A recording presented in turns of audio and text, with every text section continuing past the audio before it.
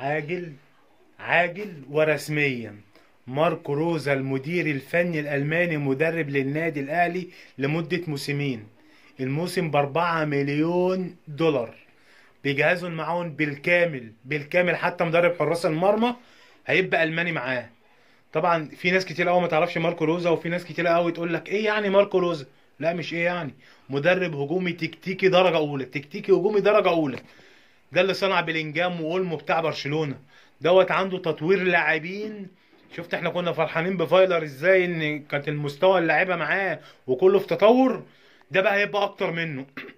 كله بيستوي من ماركو روزا. ماركو روزا واخد الدوري النمساوي سنتين مع سالزبورج، وصعد بدورتموند دوري ابطال اوروبا مرتين، وكسبان السوبر الالماني على حساب بايرن ميونخ بنتيجه 3-0. يعني بص، مش عايز اقول لك المدرب ده فعلا هيفرق كتير جدا جدا جدا جدا مع اللعيبه في النادي الاهلي. واحنا داخلين على كاس عالم، وبيني وبينك اللعيبه السكواد اللي هيبقى موجود في النادي الاهلي ده هيبقى محتاج مدرب جاحد. وهو ده معنى هو ده بقى المدرب اللي هينفع معاهم. شخصيه، تكتيك. انت فاكر ايام فايلر؟ ما كانش في حد بيقف في التمرين، اللي يجي يقف كده مستني ان الكرة تجيله زي ما بيحصل دلوقتي. ده بدني مفيش. ده انت شفت الماتش الاخير، بدني مفيش. لما يجي يتفرج على الماتش الجاي ولا اللي بعده والشرايط الماتشات اللي فاتت، هيقول لك كولر ده كان بيعمل ايه هو وجهازه معاه. مفيش بدني، بدني صفر صفر صفر. وافضل طريقة عنده 4-2-3-1. يعني محمد مجدي قفشه هيبقى ليه دور معاه، يبقى 100 100 بقى. لو لعب بامام عاشور 8، انت كده نص الملعب عشان تمسكه مش بالمدافعين، انك انت توقف لي مروان عطيه واكرم توفيق وكريم نيدفيد وعمرو. انت محتاج لعيبه كويره، يعني يعرف يستلم الكوره ويباصي ويتحرك ويروح ويجي. مش جايب انا فوعليه مش عشان امسك نص الملعب انزل فوعليه. ده الخبر الاولاني، وان شاء الله هيمضي العقود يوم الاحد. الخبر التاني بقى، اول حارس مصري في تاريخ الليجا الاسبانيه مصطفى شوبير ينتقل لنادي فالنسيا الاسباني ب7 مليون دولار. 7 مليون دولار و20% نسبة إعادة بيع. أول حارس مصري في تاريخ الدوري الأسباني. مصطفى شوبير وقع رسميا لفالنسيا الأسباني لمدة 3 مواسم ب7 مليون دولار. انتقال من النادي الأهلي وإعادة بيع 20%. عشان ما فيش حد جهبذ يطلع يقول لك الاهلي بيجيب الفلوس منين.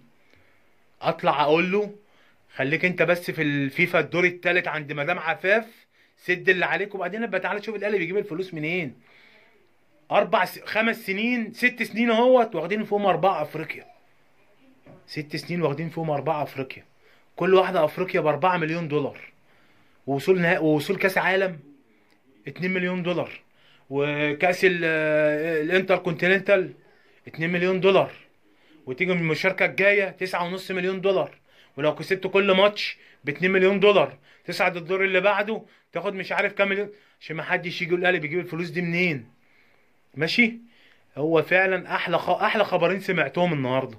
ماركو روزا مدير فني للنادي الاهلي وهيمضي العقد يوم الاحد ب4 مليون دولار.